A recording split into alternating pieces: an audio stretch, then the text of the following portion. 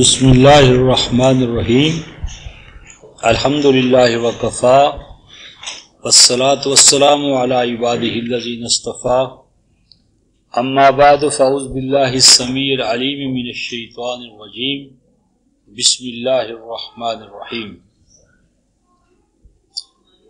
رفقا محترم، ہم جب سورہ البقرہ آیت نمبر 50 سے 54 تک مسائل کو پڑھ رہے تھے، دیکھ رہے تھے، تو موسیٰ علیہ السلام کے حوالے سے سمندر کا یا دریا کا عبور کرنا اور اس طرح کی چیزیں سامنے آئی تھیں، تو اس سے موضوع یا بات آگے بڑھی اور موسیٰ علیہ السلام کے 9 معجزات، جس کا سورہ بنی اسرائیل کی آیت 101 میں بھی ذکر ہے، 17:101۔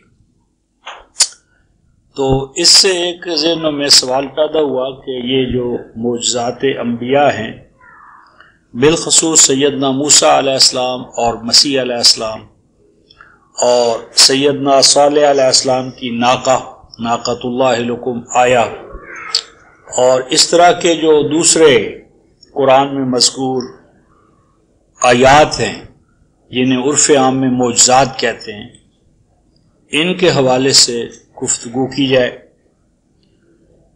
تو اس حوالے سے آج کی یہ جو نشست ہے وہ رکھی گئی ہے، اور انشاءاللہ العزیز آج کی نشست میں ایک تو معجزات کے حوالے سے ہم ایک اصولی بات جو ہے، اصولی موقف جو قرآن کا ہے وہ دیکھیں گے۔ اس اصولی موقف کے ساتھ 2 انبیاء ہمارا ہدف ہیں، کیونکہ ان کے معجزات ہی سب سے بڑے، ان میں سیدنا موسیٰ علیہ السلام، اور ایک اور حوالے سے دیکھا جائے تو سیدنا مسیح علیہ السلام کے جو معجزات ہیں، یعنی کوڑیوں کو ٹھیک کرنا، اندھوں کو آنکھیں دینا، اور مٹی کے یعنی پرندے بنانا اور ان کو اڑانا، حتیٰ کہ صدیوں کے جو وفات یافتہ افراد یا مردے ہیں ان کو زندہ کر دینا، اور اسی طرح خود ان کی پیدائش اور پھر اسی ضمن میں ان کی وفات، یہ بہت بڑے یعنی بنیادی مسائل۔ پھر سیدنا موسیٰ علیہ السلام کے معجزات، تو یہ یعنی بڑے بڑے عنوانات ہیں اور بڑی اہمیت کے حامل عنوانات ہیں۔ تو آج اور کل یہ 2 نشستیں انشاءاللہ العزیز ان مسائل کے حوالے سے ہوں گی۔ اس ضمن میں سب سے پہلی بات جو میں آغاز بحث میں کہنا چاہتا ہوں وہ یہ کہ آج رفقا محترم جو ہمارا مسلم معاشرہ ہے، اور اس مسلم معاشرے کے پاس یا افراد کے پاس جو اسلام ہے، اس اسلام کے اندر آج وہ حرکت، موومنٹ اور لوگوں کو اپنے دامن میں پناہ دینے کی جو اس کی قرون اولیٰ میں، بالخصوص نبی پاک صلی اللہ علیہ وسلم کی حیات طیبہ میں اور دور صحابہ میں جو اس کا ایڈوانسمنٹ تھا، وہ بہت حد تک رکا ہوا ہے۔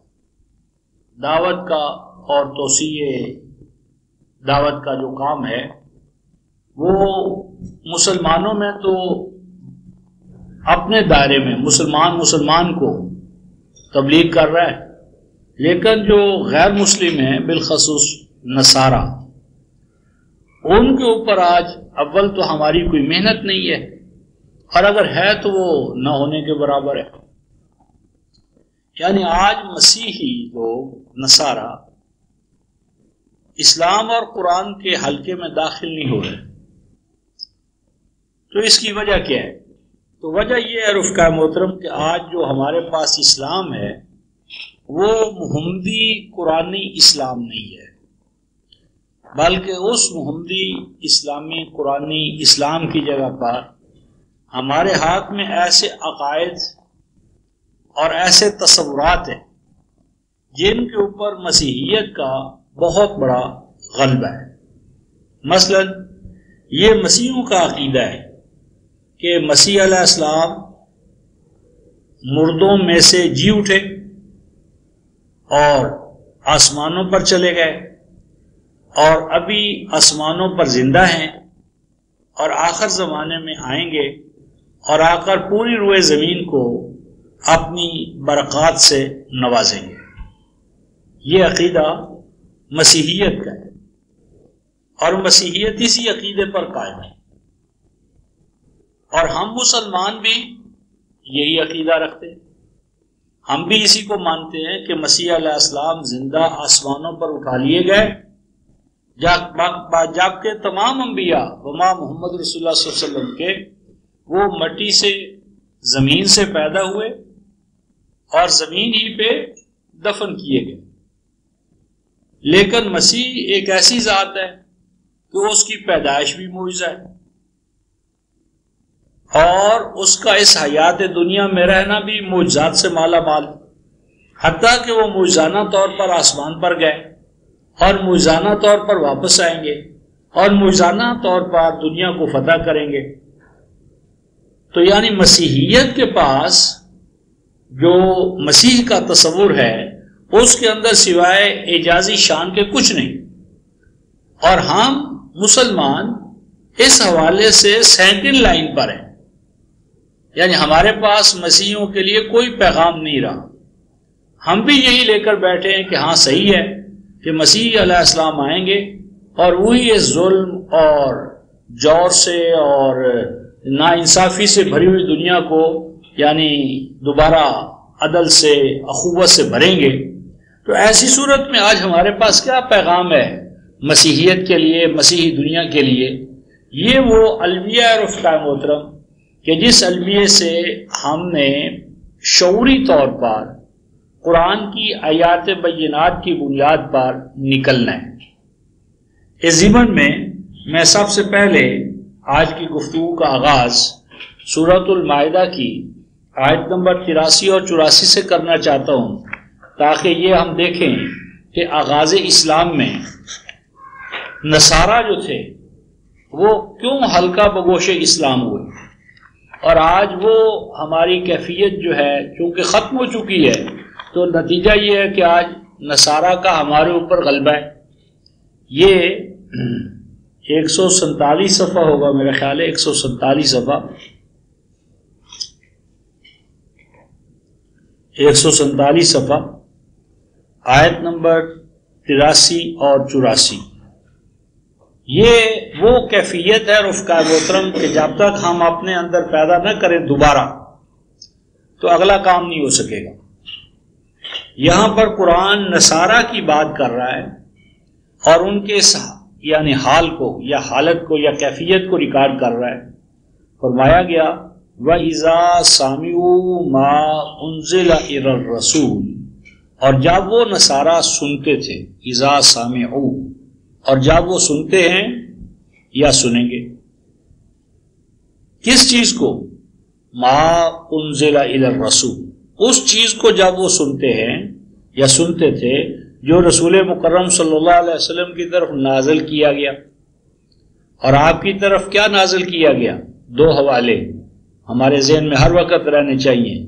آپ سورہ شورا 42ویں سورہ آیت نمبر 14 اور 15، اور سورہ الانعام آیت نمبر 6-19 کہ جو ما انزل الی الرسول ہے وہ یہ قرآن پاک ہے. تو جب وہ نصارہ ما انزل الی الرسول یعنی قرآن پاک سنتے تھے تو ان کی حالت کیا ہو جاتی تھی؟ ترا اعینہم تفیض من الدم، تو دیکھتا ہے اے مومن، یعنی مومن ان پر وہ آیات پیش کر رہے ہیں، تو اس مومن کو بتایا جا رہا ہے کہ تو دیکھتا ہے کہ ان نصارہ کی جو آنکھیں ہیں، دیکھتا ہے تو یا دیکھے گا تو ان کی آنکھوں کو تفیض ہو کہ وہ بہہ نکلی ہیں، بہاتی ہیں. کیا بہاتی ہیں؟ من الدم، دمون آنسو کو کہتے ہیں، آنسو خوشی کے. خوشی سے بھی انسان کے آنسو نکلتے ہیں، تو آنسو خوشی سے نکلتے ہیں. یہاں آنسو جو نکل رہے ہیں وہ معرفت کے آنسو، مما عرفوا من الحق، خوشی کے آنسو ان کی آنکھوں سے نکلتے ہیں بوجہ اس معرفت کے، بوجہ اس معرفت کے جو ان کو حاصل ہوئی. کس چیز کی؟ من الحق، حق. الحق جو تھا وہ اللہ کی ذات حق ہے، اس کا کلام حق ہے، اس کا رسول حق ہے، اس کا قرآن حق ہے، اس کی کائنات حق ہے. تو یہ حق کی ترجمانی رسول کی شکل میں، کتاب کی شکل میں، اللہ کی ذات و صفات کی شکل میں، یہ حقائق جب ان کے سامنے آتے ہیں تو وہ کیا کرتے ہیں؟ معرفت الہیہ سے ان کی آنکھوں سے خوشی سے آنسو بہ نکلتے ہیں، اور تو اس کیفیت کو دیکھتا ہے. آگے یقولون، صرف اتنی بات نہیں ہے کہ معرفت حاصل ہو گئی، اللہ اللہ خیر صلی اللہ. فرماتے ہیں کہ وہ کہہ اٹھتے ہیں، یقولون وہ کہنے لگتے ہیں. کیا کہنے لگتے ہیں؟ ربنا آمنا، اے اللہ ہم تو آپ کے اس کلام پر ایمان لے آئے، ہم نے اس کو اپنا امام و رہنما مان لیا. رفقائے محترم، یہ جو مصر ہے یہ سارے کا سارا مسیحی تھا، سوڈان سارے کا سارا مسیحی تھا، عراق اس میں مجوسیت بھی تھی اور مسیحیت بھی، اور ملک شام سارا کا سارا مسیحی تھا، فلسطین، یروشلم سب کا سب مسیحی تھا، حتیٰ کہ افریقہ، یہ الجزائر، طرابلس، لیبیا، مالٹا، حبشہ، یہ تمام ممالک سارے کے سارے رفقائے محترم مسیحی تھے. اور آج وہاں دیکھیں، یعنی بر اعظموں کے بر اعظموں پر مسیحیت چھائی ہوئی تھی، اور ان مسیحیوں نے جب اس اسلام کی یا اس قرآن کی معرفت حاصل کی تو یقولون وہ کہنے لگے ربنا آمنا، اے ہمارے رب ہم تو آپ کے اس قرآن پر ایمان لے آئے. اور آگے دیکھیں کیا فرماتے ہیں؟ فاکتبنا مع الشاہدین. وہ آگے اس حد تک پڑھے کہ انہوں نے کہا پروردگار عالم یہ جو آپ کے کلام کے شاہد ہیں، گواہ ہیں، یہ کلام الہی کے پروردگار عالم جو آپ کے گواہ ہمارے ساتھ آئے ہیں، ہم ایمان لے آئے اور ہماری شمولیت ان کے ساتھ اپنے ہاں یعنی پسند فرما دے، اور لکھ لے تو ہمیں، فاکتبنا، اور لکھ لے تو ہمیں مع الشاہدین، یہ جو تیرے کلام کے گواہ ہیں ان گواہوں کے ساتھ ہمارا شمار فرما. پھر دیکھیے وہ کہتے تھے وما لنا، اور ہمیں کیا ہو گیا ہے، ہمیں کیا ہو گیا، لا نؤمن باللہ، ہم اللہ پر ایمان نہ لائیں. یعنی یہاں اللہ کی خالص توحید، یعنی اللہ تعالیٰ کی خالص توحید قرآن نے جب ان کے سامنے رکھی تو وہ بے ساختہ اس پر ایمان لے آئے، تسلیس چھوڑ دی انہوں نے، خالص توحید پر ایمان لے آئے. اور مزید برآں وما جاءنا من الحق، اور جو خالص حق آپ کا ہمارے پاس آیا ہے کس طرح ہو سکتا ہے کہ ہم اس پر ایمان نہ لائیں. یعنی بے ساختہ وہ اللہ کی توحید پر اور اس حق پر جو کلام الہی کی شکل میں، اور یہ دراصل متی میں، یوحنا میں آج بھی وہ پیشین گوئی جو مسیح علیہ السلام کی فارقلی، نجات دہندہ، تسلی دہندہ، الحق، روح حق، آج بھی وہ موجود ہے. تو اس میں یعنی اس پیشین گوئی کا مصداق قرآن اور نبی مکرم صلی اللہ علیہ وسلم آئے تھے، انہوں نے اس کو مان لیا اور کہنے لگے وَنَطْمَعُ أَن يُدْخِلَنَا رَبُّنَا مَعَ الْقَوْمِ الصَّالِحِينَ، اور ہم امید کرتے ہیں، وَنَطْمَعُ، اور ہم امید کرتے ہیں، أَن يُدْخِلَنَا رَبُّنَا، کہ ہمارا رب ہمیں داخل کرے گا، مَعَ الْقَوْمِ الصَّالِحِينَ. اب قوم الصالحین کون؟ قرآن والے، کہ ان قرآن والوں کے ساتھ جب ایمان لا کر ہم شریک ہو رہے ہیں تو امید ہے کہ اب ہمارا اور ان کا انجام ایک سا ہوگا. اس پر اللہ تعالیٰ مزید ارشاد فرماتے ہیں آیت نمبر 85 میں فَأَصَابَهُمُ اللَّهُ بِمَا قَالُوا جَنَّاتٍ تَجْرِي مِن تَحْتِهَا الْأَنْهَارُ خَالِدِينَ فِيهَا وَذَلِكَ جَزَاءُ الْمُحْسِنِينَ۔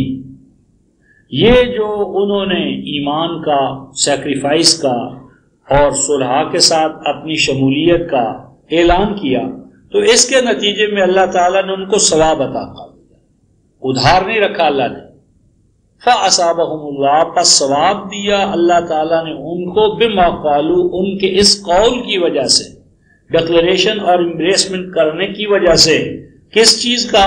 جنات تجری من تحتها الانہار، سرسبز و شاداب علاقے کہ جن کے نیچے آبی وسائل رواں دواں ہیں، اور یہ محسنین کی جزا ہے، یعنی تمام محسن جو بھی محسن ہوں گے اللہ کی نظر میں ان کو یہی جزا ملے گی۔ اب میری بات ہے کہ یہ جو قرآن کو سن کر ان کا حال ہوا تھا، آج یہ امت مسلمہ اپنے پاس قرآن تو رکھتی ہے، یہ ان کا حال ہونے کی وجہ اس کا اپنا حال یہ نہیں ہے۔ یعنی یہ قرآن سن کر نصارہ کا یہ حال تھا، اور آج اس قرآن کو سن کر مسلمانوں کا یہ حال نہیں ہے، کہ مسلمان خود کہتے ہیں کہ یہ قرآن نعوذ باللہ ناقص ہے، ناتمام ہے، اس میں یہ چیز بھی نہیں، اس میں وہ چیز بھی نہیں، اور اس میں احادیث شامل ہو، فلاں ہو، تو اس کا کوئی ورنہ تو سر پر نظر ہی نہیں آتا۔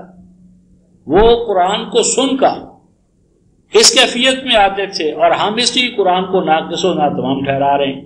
ایک تو یہ، ایک اس کا ہمیں تجزیہ کرنا ہے، اور اس کے ساتھ رفقائے محترم میں ایک اور بنیادی بات آپ حضرات سے کہنا چاہتا ہوں، وہ یہ کہ جو کچھ سیدنا مسیح علیہ السلام کے باب میں اللہ تعالیٰ نے قرآن میں بیان کیا ہے، وہ ہسٹوریکل یعنی ایونٹس نہیں ہیں، یعنی ایسا نہیں ہے کہ یہ مجرد تاریخ کے واقعات قرآن نریٹ کرتا ہے یا بیان کرتا ہے، بلکہ جو کچھ اس میں قرآن بیان کرتا ہے وہ دراصل دلائل ہیں، وہ ان کی حیثیت آرگومنٹس کی ہے، ڈیوائن آرگومنٹس۔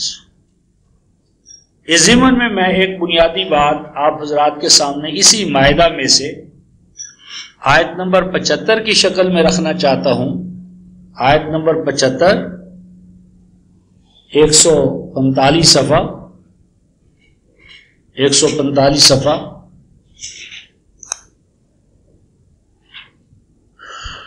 آیت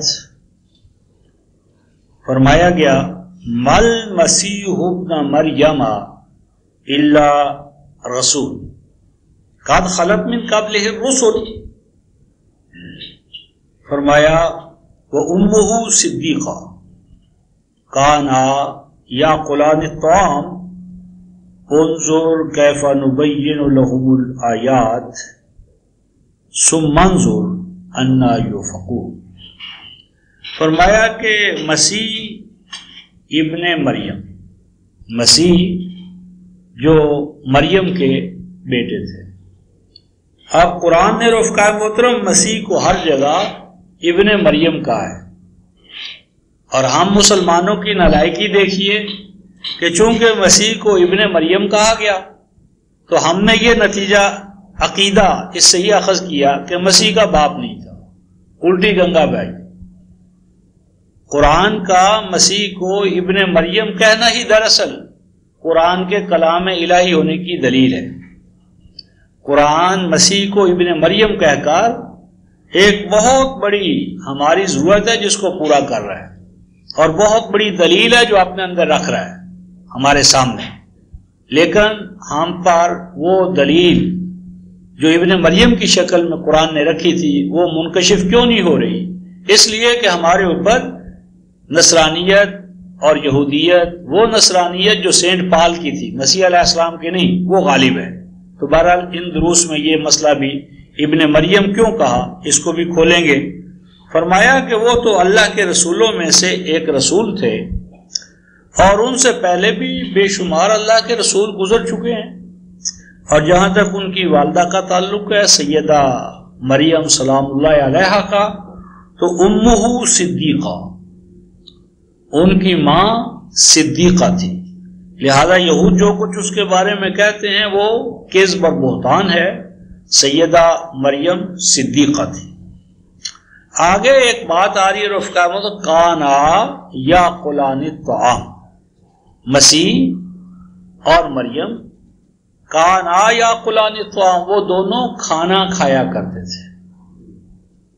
اب یہ جو کھانا کھایا کرتے تھے یہ سمپل ہسٹوریکل سٹیٹمنٹ نہیں ہے، ہم نے مسلمانوں نے اس کو صرف تاریخی حقیقت کے طور پر لیا ہے، حالانکہ یہ دراصل دلیل ہے الہی۔ کس بات پر؟ مسیح علیہ السلام کی اور ان کی والدہ کی الوہیت کی نفی کرنے کے لیے۔ یعنی آج بھی اناجیل میں مسیح علیہ السلام کا کھانے کھانا، مچھلی کھانا، پانی پینا، پانی کا مطالبہ کرنا، کھانے کا مطالبہ کرنا، دسترخوان بچھانا اور دسترخوان پر بیٹھ کر خوب کھانا آج بھی اناجیل میں مذکور ہے، موجود ہے۔ تو قرآن جب یہ کہتا ہے کہ کانا یا قلان الطعام، وہ تو کھانا کھایا کرتے تھے، تو اس میں بتانا یہ مقصود ہے کہ جو کھانا کھائے گا وہ خدا کیسے ہوگا۔ کھانا کھانا حاجت مندی ہے، جو کھانا کھائے گا وہ محتاج ہے عقل کا، شرب کا، بول و براز کا، اور جتنی بھی حوائج بشریہ ہیں وہ ایک کھانا مجرد ایک کھانا نہیں ہے، ہزارہ اس کے نتیجے میں کمزوریاں ہیں جو انسان کو لاحق ہوتی ہیں، اور ان کمزوریوں کا تدارک کرنے کے لیے وہ کھانا کھاتا ہے۔ پس کھانا کھانا یہ بیان قرآن کا، اور جب اناجیل سے ثابت ہو تو یہ دلیل ہے اس بات کی کہ مسیح خدا نہیں، مریم خدا نہیں، یعنی یہ خدائی کی نفی کے لیے یہ دلیل ہے، نہ کہ مجرد ایک تاریخی حقیقت۔ قرآن کیا کہتا ہے؟ انظر کیف نبین لہم الآیات، ذرا غور و فکر سے کام لو، ہم کس طرح ان کے لیے اپنی آیات کو کھول رہے ہیں، اپنی آیات کے اندر جو حقائق ہیں ان کو کس طرح ان کے سامنے ابھار کر سامنے لا رہے ہیں۔ لیکن ثم انظر انا یؤفکون، پھر اس پر بھی غور کر کہ ان حقائق کو الہی حقیقتیں ماننے کی بجائے وہ کس طرح اسے تاریخ بنا کر بیٹھے ہوئے۔ یؤفکون، کیوں ان کی مت ماری گئی ہے، کیوں اس حقیقت تک نہیں پہنچ رہے جس کے حوالے سے قرآن ان کو بیان کر رہا ہے۔ تو یہ جو دو تاثرات رفقائے محترم ہم آغاز میں ریکارڈ کر رہے ہیں کہ آج ہمارا المیہ یہ ہے کہ ہم قرآن کو اس حوالے سے نہیں لے رہے جس حوالے سے اس وقت کے نصارہ نے لیا۔ نصارہ نے اسے الحق سمجھا، الحق کا ترجمان سمجھا، رب سے ملانے والا اس کا کلام کامل سمجھا، تو نتیجتاً وہ کہاں سے کہاں پہنچ گئے، اور ہم اس اللہ کے کلام کو ناقص و ناتمام ٹھہرا رہے ہیں اور اسے انسانی کلاموں کا محتاج اور پتہ نہیں کیا کچھ کرتے ہیں۔ اور دوسری بات یہ ہے کہ قرآن کے جو حقائق تھے الہی دلائل، ان الہی دلائل کو مجرد ہم نے اساطیر الاولین بنا دیا ہے اور نتیجہ ہمارے سامنے ہے۔ تو ضرورت یہ ہے کہ ان دونوں حالتوں کو بدلا جائے۔ اس کے بعد رفقائے محترم اب ہم اصل موضوع کی طرف آتے ہیں۔ اس ضمن میں سب سے پہلی بات یہ ہے کہ معجزات کے باب میں قرآن نے ایک بنیادی بات سورہ الانعام آیت 100 یہ صفحہ غالباً 150 ہے،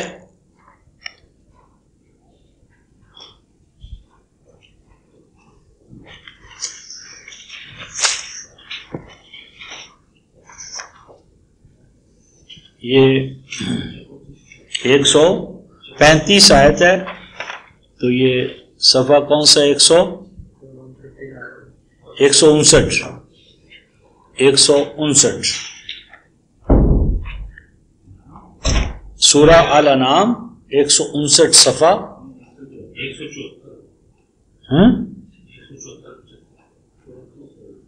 35 آیت ہے، ہاں صرف 35۔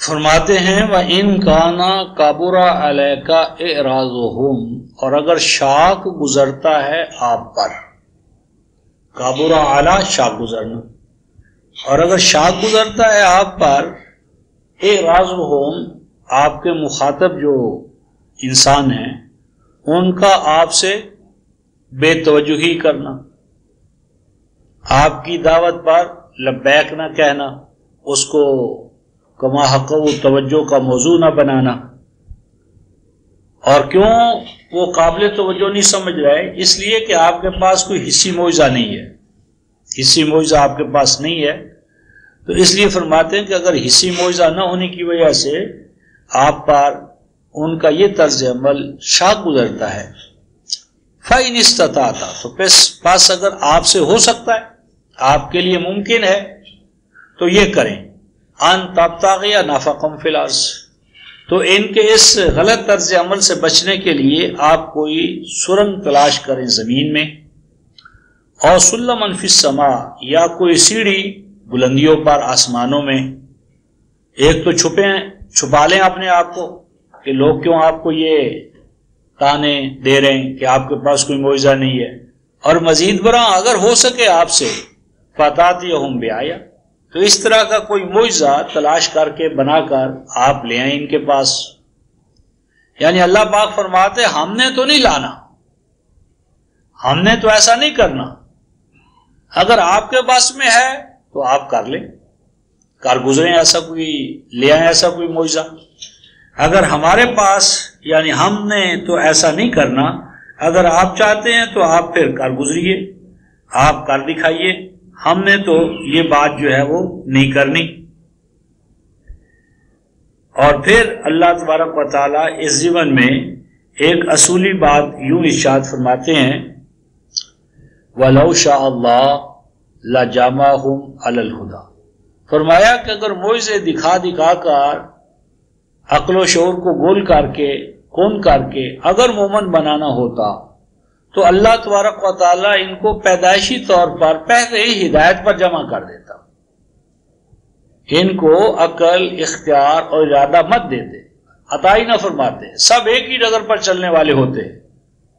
تو فرماتے ہیں فَلَا تَكُونَنَّ مِنَ الْجَاهِلِينَ، اس لیے ہمارے حبیب آپ اس سچویشن یا صورت احوال کا مقابلہ کریں، پریشان نہ ہوں، معجزوں کی بنیاد پر مومن بنانا یہ ہماری سنت نہیں ہے۔ فَلَا تَكُونَنَّ مِنَ الْجَاهِلِينَ، اور مت شامل ہوں آپ ان کے ساتھ جو جاہل ہیں، آپ اپنے آپ کو نعوذ باللہ جاہلوں میں نہ لے جائیں، یہ حالت ہے۔ اب یہاں سوال یہ ہے کہ جو حصی معجزات دورہ قرآن میں آ کر جہالت ہیں، کیونکہ معجزے کا صدور تو اللہ کی طرف سے ہوگا نا، نبی کی طرف سے تو نہیں ہوگا، تو اگر معجزے کا صدور، اپیئرنس، وجود پذیر ہونا محمد رسول اللہ صلی اللہ علیہ وسلم کے دور میں آپ کی ذات کے حوالے سے جہالت ہے کہ اللہ اس کے مرتکب نہیں ہوں گے، تو کیا وہ موسیٰ علیہ السلام کے دور میں، مسیح علیہ السلام کے دور میں، صالح علیہ السلام کے دور میں ایسا کریں گے؟ کیونکہ اللہ تبارک و تعالیٰ نے جہالت سے ہمیں اور آپ کو بچنے کی تعلیم دی ہے۔ فرمایا اعوذ باللہ ان اکون من الجاہلین، اللہ ہمیں بچائے اس بات سے کہ ہم کوئی ایسا کام کریں جو جہالت پر مبنی ہو۔ جہالت سے پناہ مانگنا اور جہالت سے اپنے آپ کو بچانا بندوں کو اللہ تعالیٰ نے اس کی تعلیم دی ہے۔ تو جب اللہ تعالیٰ نے ہمیں تعلیم دی ہے کہ دیکھنا تم جاہل نہ بن جانا، انبیاء کو بھی کہا، مجھے اور آپ کو بھی کہا، تو کیسے ہو سکتا ہے؟ یعنی عباد الرحمن کی تو تعلیم لا نبتغی الجاہلین، ہم تو جہالت اور جاہلوں والا کوئی کام نہیں کریں گے۔ تو جب اللہ تعالیٰ ایک چیز کو جہالت و جاہلیت قرار دیں اور پھر وہ خود ہی کسی سابقہ دور میں کرتے رہے ہوں یا آئندہ کریں، تو یہ اللہ کی شان کے خلاف ہے۔ اس ضمن میں رفقا محترم دو مقام اسی حوالے سے، ایک تو نبی مکرم صلی اللہ علیہ وسلم ہی کے حوالے سے سورہ بنی اسرائیل سورہ بنی اسرائیل 350 صفحہ ہے، 350 صفحہ، آیت نمبر 91 اور 92۔ آیت نمبر 90 یہاں سے شروع ہوتی ہے، وَقَالُوا لَن نُؤْمِنَ لَكَ، اور کہا انہوں نے کہ اے رسول ہم تو آپ پر ایمان نہیں لائیں گے، ہم آپ پر ایمان نہیں لائیں گے، حتیٰ ہاں ایمان لے آئیں گے اگر آپ یہ کام کریں، کیا تفجر لنا من الارض ینبوعا، آپ اللہ سے کہیں کہ وہ آپ کے ہاتھ پر معجزہ صادر کرے، اور معجزہ کیا ہو؟ زمین میں سے ایک چشمہ ابل پڑے۔ نمبر 2، اگر ایسا نہیں ہو سکتا تو آپ کے لیے کوئی باغ بن جائے، کھجوروں کا، انگوروں کا، اور باغ بھی ایسا ہو فَتُفَجِّرُ الْأَنْهَارَ خِلَالَهَا تَفْجِيرًا، کہ جس اس کو سرسبز و شاداب رکھنے کے لیے اس میں ندیاں، نالے، دریا بہہ نکلیں۔ اور اگر یہ بھی نہیں تو کم از کم یوں کرو کہ اللہ سے کہو کہ ہم تو نہیں مانتے، ہمارے اوپر آسمان گرا دے، یا ہمیں تباہ کرنے کے لیے اس اللہ کو اپنی مدد کے لیے بلا لو، اور جن ملائکہ کے بارے میں کہ وہ وحی لے کر آتے ہیں ان کو قبیلہ اپنی مدد کے لیے بلاؤ معجزانہ طور پر۔ اور یہ کہ ہم نہیں مانتے اور منوانا چاہتے ہیں تو دفعتاً واحدہ معجزے کے طور پر آپ اپنے لیے کوئی گھر بنوائیں سونے کا، یہ بھی نہیں تو ترقا فی السماء، یا ہمارے سامنے آپ آسمانوں پر چڑھ جائیں، اور دیکھیں ہم آپ کے آسمانوں پر چڑھ جانے پر ایمان نہیں لائیں گے، وَلَن نُؤْمِنَ لَكَ، ہم ایمان نہیں لائیں گے حَتَّى تُنَزِّلَ عَلَيْنَا كِتَابًا نَقْرَؤُهُ، تاں کے اوپر سے جا کر آپ ہمارے سامنے کوئی کتاب نہ پھینکیں کہ وہ کتاب انڈرسٹینڈیبل ہو، نقرأ، ہم اسے پڑھ سکیں، ایسا نہ ہو کہ وہ کسی اور زبان میں آ جائے ہم پڑھ ہی نہ سکیں۔ اب یہ جو آخری بات ہے رفقائے محترم ترقی فی السماء، کہ آپ آسمان پر چڑھیں، تو آپ جانتے ہیں کہ اس سورہ کی جو پہلی آیت ہے، بنی اسرائیل کی پہلی آیت 17:1، وہ تمام ہمارے شیعہ سنی دیوبندی بریلوی اہل حدیث سب کہتے ہیں جی کہ یہ آیت نمبر 1 جو ہے بنی اسرائیل کی، یہ تو رسول کے 339 صفحے پر یہ معراج والی آیت ہے، سبحان الذی اسری بعبدہ لیلا من المسجد الحرام الی المسجد الاقصی، کہ جی راتوں رات اللہ اپنے حبیب کو زمین سے آسمانوں تک لے گئے، فرش سے عرش تک کی سیر کرائی، سدرۃ المنتہا ملاقات ہوئی، تجلیات، یہ وہ سارا یہ قصہ روایات کے حوالے سے اس مقام پر آپ کو ملے گا۔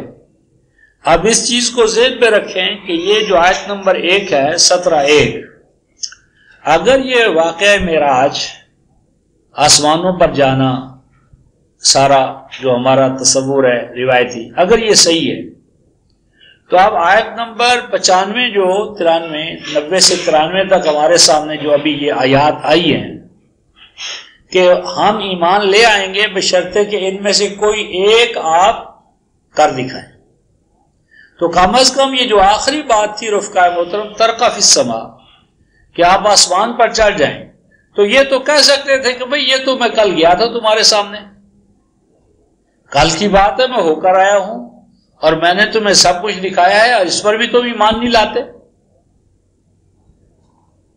یعنی اگر ایسا ہوا ہوتا تو بڑا آسان تھا یہ کہنا کہ یہ تو ابھی کل کی بات ہے، لیکن ہم دیکھتے ہیں کہ قرآن اس کا صاف انکار کرتا ہے، ان میں سے کوئی بات نہیں ہوئی۔ قرآن حکیم اس کا جواب دیتا ہے، قل سبحان ربی حل کنت الا بشر رسولا، فرمایا کہ یہ جو تم مجھ سے مطالبے کر رہے ہو نا، یہ الوہیت کے مطالبات ہیں، رسالت کے نہیں ہیں، یہ کام تو اللہ کرے، کون فیکون کا مالک اور جب وہ نہیں کرتا تو میں کیسے کر سکتا ہوں؟ قل سبحان ربی.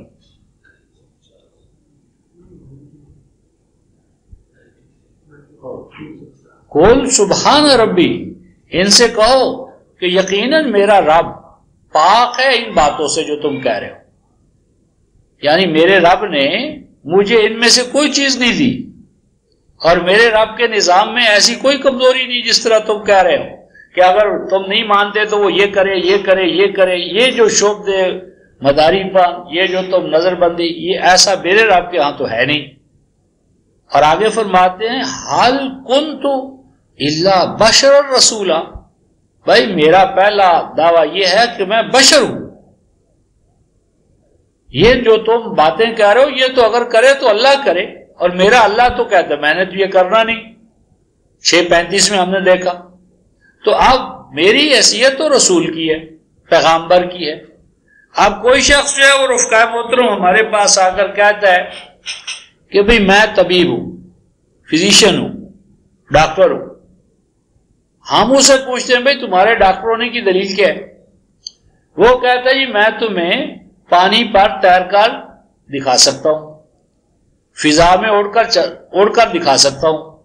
تو کیا فضا میں اڑنے سے، پانی پر تیرنے سے اس شخص کو طبیب مان لیا جائے گا؟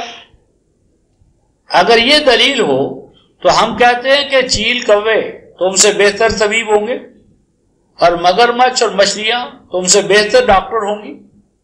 مچھلیاں پانی پر تیریں، پرندے فضا میں، چیل کوے. تو اگر اس دلیل پر ماننا ہے تو ان کو کیوں نہ مانا جائے؟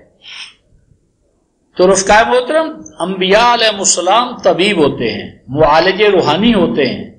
وہ اقوام کی جو بیماریاں ہیں انسانی قلوب و اذہان کی، ان کے طبیب بنا کر بھیجے گئے ہیں.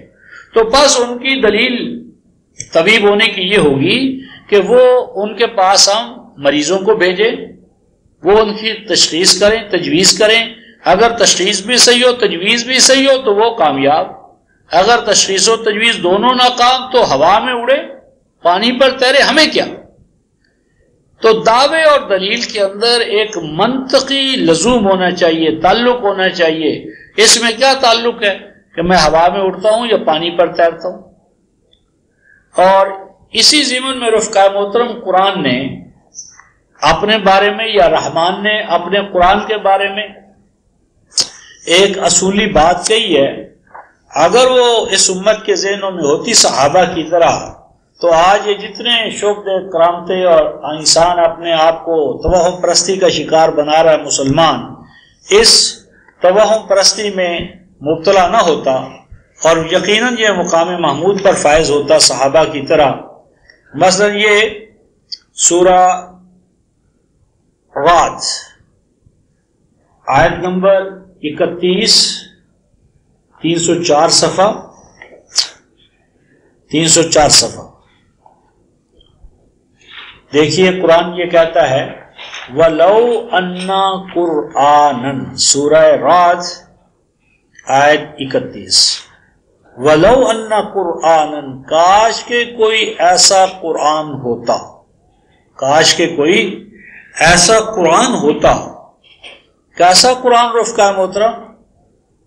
قرآن کسی دور میں بھی، یا قرآن کا کوئی حصہ ایسا ہوتا. کیسا قرآن ہوتا رفقائے محترم؟ سیرت بہ الجبال، کہ اس قرآن کو پڑھنے سے پہاڑ چلنے لگتے. ہمارے ہاں تصور ہے کہ جی فلاں اللہ کا ولی تھا، اس نے دیوار کو اشارہ کیا، دیوار چل پڑی، پہاڑ اپنے مقام سے ٹل گئے. اے کاش کہ کوئی ایسا قرآن ہوتا کہ پہاڑ اس کے پڑھنے سے چلنے لگتے، اور قطعت بہ الارض، اس کو پڑھ لینے سے زمین کی مسافتیں کم ہو جاتی. پڑھتے اور آنکھیں باندھ پڑھو، اور پڑھا اور جاپان پہنچ گئے، ندیاں نالے کراس کر گئے، فاتحہ پڑھ کر، جس طرح ہمارے ہاں مشہور ہے. اور آگے ایک اور اہم بات رفقا کلم بہ الموتى، لاہور کا ایک بہت بڑا شیخ اس کے بارے میں کتابوں میں بھی لکھا، اس کا اپنا بھی دعویٰ ہے کہ میں قبرستان میں چلا جاؤں اور کسی قبر پر بیٹھ جاؤں تو اس پر میں فاتحہ اور چند آیات پڑھتا ہوں تو اس کی روح آ جاتی ہے میرے پاس اور میں بتا سکتا ہوں کہ وہ نیک تھا یا بد، اس نے کیا کیا کام کیے۔ حتیٰ کہ ایسا دعویٰ ہے عورتوں کے بارے میں کہ شاید ان کے خامدوں کو بھی نہ پتا اور وہ بتا سکتا ہے کہ یہ کس حال میں مری ہے۔ اور وہ کیوں ایسا کرتے تھے؟ میرے پاس قرآن کی آیت ہے اور یہ مفسر قرآن بھی تھے، قرآن کا ترجمہ بھی کیا ہے۔ اب اللہ پاک فرماتے او کلم بہ الموتیٰ، کاش کہ کوئی ایسا قرآن ہو، اللہ فرما رہے کہ اس قرآن کو پڑھنے سے مردوں کے ساتھ ہم کلامی ہو سکے، مردوں کے ساتھ ہم کلامی ہو سکے۔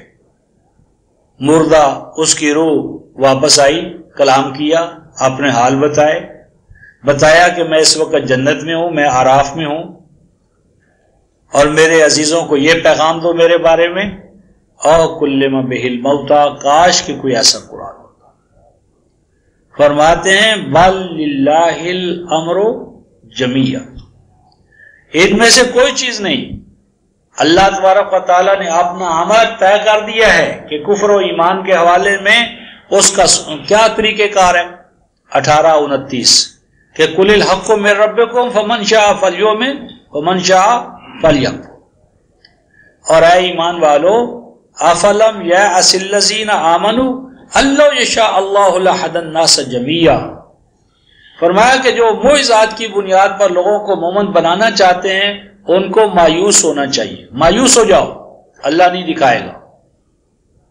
یہ اللہ کی سنت کے خلاف ہے کہ یعنی ایمان والوں کو اس بات میں بالکل حقیقی اس بنیاد پر قائم ہونا چاہیے کہ اگر معجزات دکھا کر لوگوں کو مومن بنانا ہوتا تو اللہ اپنی مشیت کے تحت پہلے لوگوں کو مومن بنا دیتا۔ یہ بات اللہ کی سنت کے خلاف ہے۔ میں یہ عرض کر رہا تھا رفقا محترم کہ اللہ کی سنت کیا ہے کسی کام کے حوالے سے، تو ایک تو یہ سنت کا ہمارے سامنے ایک تصور آتا ہے۔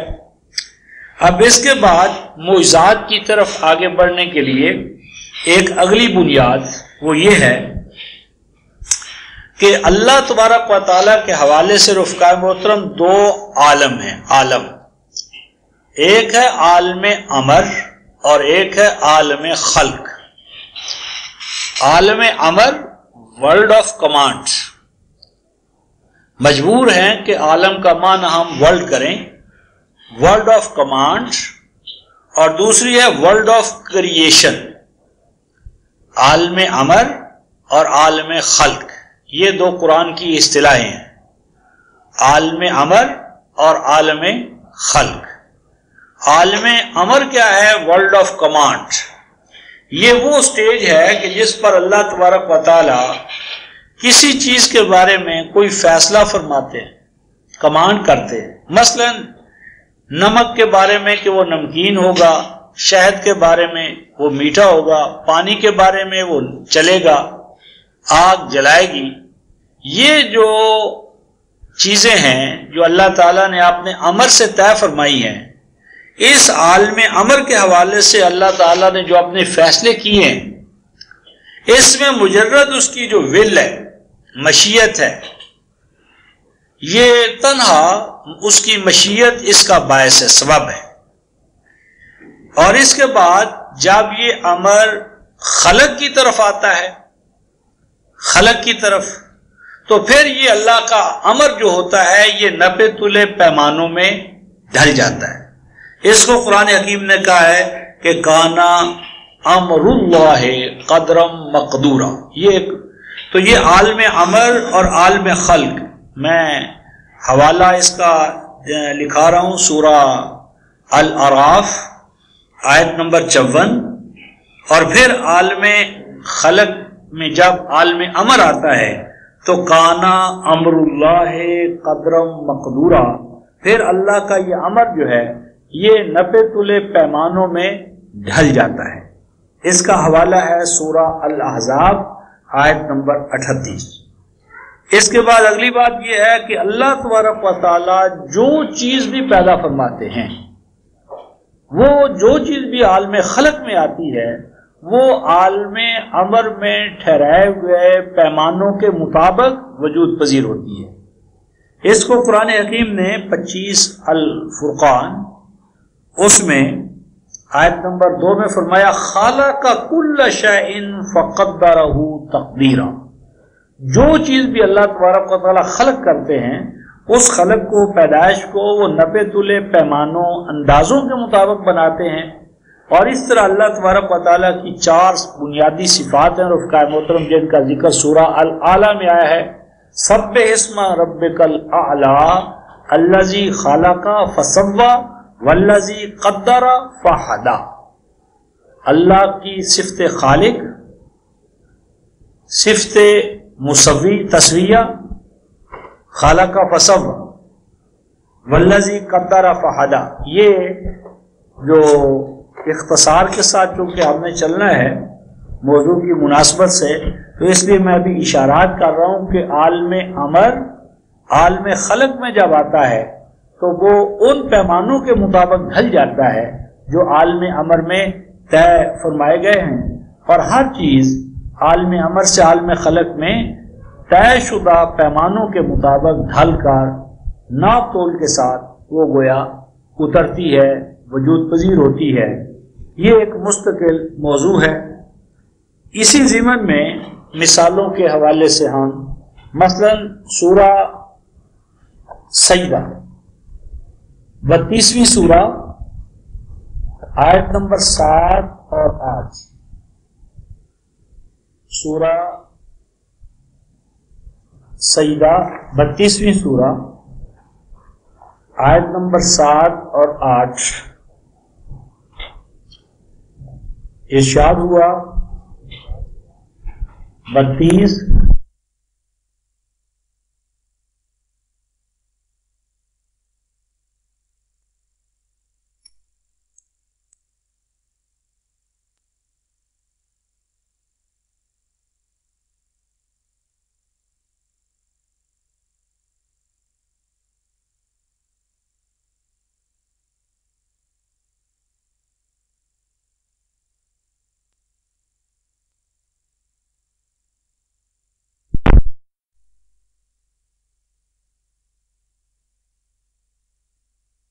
شہادہ العزیز الرحیم۔ اللہ یہ ہے وہ اللہ جو عالم الغیب بھی ہے اور الشہادہ بھی۔ آج استاد محترم سائنسدان یہ کہہ رہے ہیں کہ یہ دنیا جو ہمیں نظر آ رہی ہے یہ ایک دنیا ہے اور اس کے پیچھے ایک اور دنیا ہے ان سین، ہڈن، جو اس کے بیک پر۔ تو قرآن میں اللہ کے لیے الغیب والشہادہ، الغیب جو پیچھے ہے ان سین، اور الشہادہ جو نون ہے، نظر آ رہی ہے۔ تو اب اس کو ان سین ورلڈ، سین ورلڈ، ڈاکٹر ساحل کی کتاب بہت مشہور ہے، عالم غیب و شہود، یعنی وہ دنیا جو نظر آ رہی ہے، وہ دنیا جو اس کے پیچھے ہے۔ اب میٹر کے لیے اینٹی میٹر ایک اور چیز آ گئی ہے۔ تو عالم ہے اللہ غیب کا جو پوشیدہ ہے، نظر نہیں آ رہا وہ، اور وہ جو نظر آ رہی ہے العزیز، غالب ہے، اور رحیم، اور مسلسل قائم اپنی رحمتوں سے نوازنے والا ہے ان تمام دنیاؤں کو۔ فرمایا الذی احسن کل شیء خلقہ وبدأ خلق الانسان من طین۔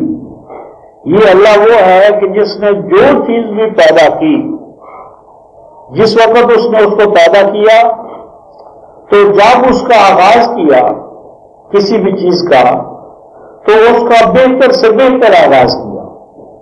وبدأ خلق الانسان من طین، اور انسان کی پیدائش کا آغاز اللہ نے طین سے کیا۔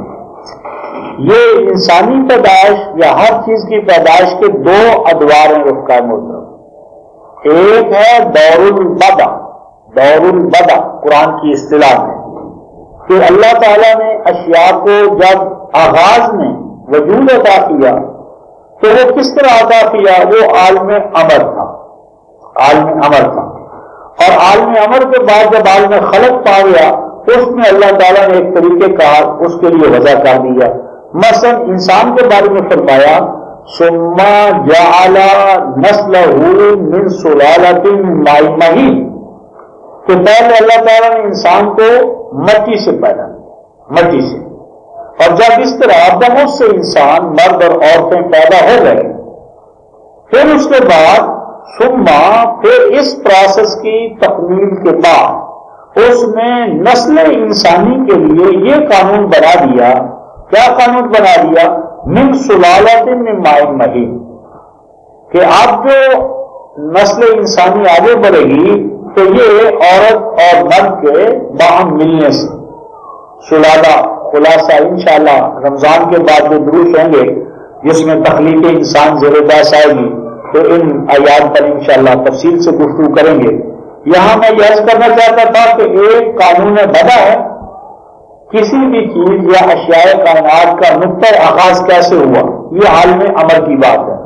جب وہ تخلیق بہت سی چیزیں ہو گئی تو تخلیق ہو جانے کے بعد اب ان کے لیے اللہ تعالیٰ نے ایک نیا قانون بنایا، نسل انسانی کے بارے میں یہ قانون بنایا ثم جعل نسلہ من سلالۃ من ماء مہین، اور یہ نسل انسانی کے بارے میں قانون اتنا محکم قرار دیا گیا کہ ضمن میں اللہ تعالیٰ نے اپنے بارے میں ہمیں یہ خبر دی۔ سورہ الانعام 6 سورہ آیت نمبر 101 کہ جب نسل انسانی کے بارے میں اس نے ایک قانون طے کر دیا تو اب اللہ پاک کی ارشاد فرماتے ہیں، یہ 169 صفحہ 169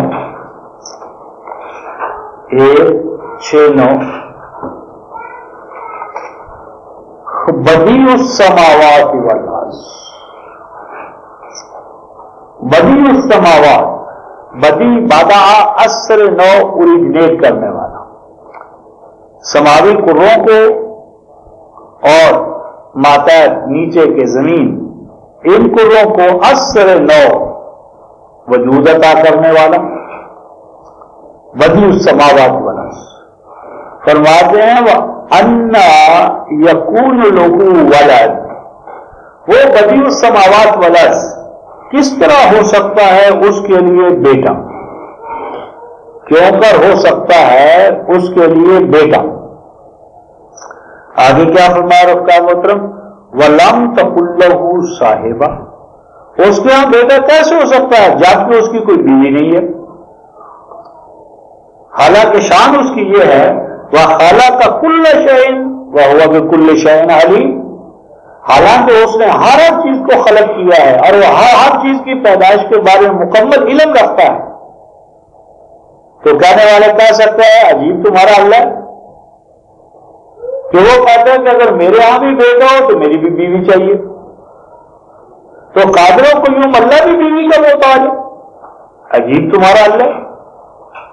اصل بات یہ ہے کہ تخلیق نسل انسانی کے بارے میں، اولاد کے بارے میں جو اللہ تعالیٰ نے قانون بنایا نسل کے بارے میں، اس کے اوپر اپنے اوپر اس کی اپلیکیشن کی کہ میں بھی اب اس قانون کو بنا لینے کے بعد میں اپنے قوانین کا احترام کرتا ہوں اور ان پر خود چلتا ہوں تاکہ نسل انسانی مخلوق بندے اللہ سے نمونہ حاصل کریں، یہ نہ ہو کہ قانون بنانے والا ہی قانون کو وائلیٹ کرنے والا ہو۔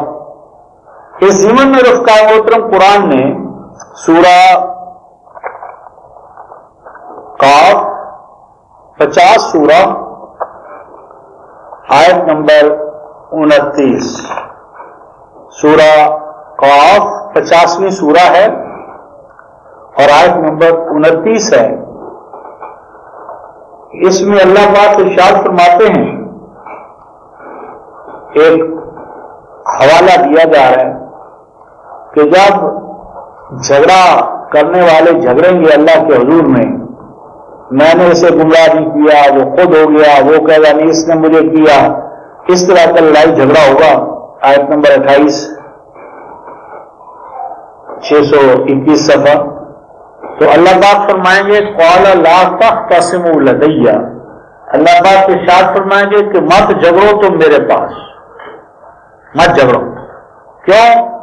وقد قدمت الیکم بالوعید، کیونکہ میں نے تو اپنے وعدے، وعیدیں، قوانین، اقدار سب سے تمہیں آگاہ کر دیا تھا. کوئی چیز ایسی نہیں جو میں نے تمہیں بتا نہ دی ہو انبیاء کے توسط سے. اور آگے ارشاد فرمایا رفقائے محترم ما یبدل القول لدی وما انا بظلام للعبید، اور نہیں تبدیل ہوتا میرا قول میرے ہاں، میرے لیے ایکسکلوسیولی.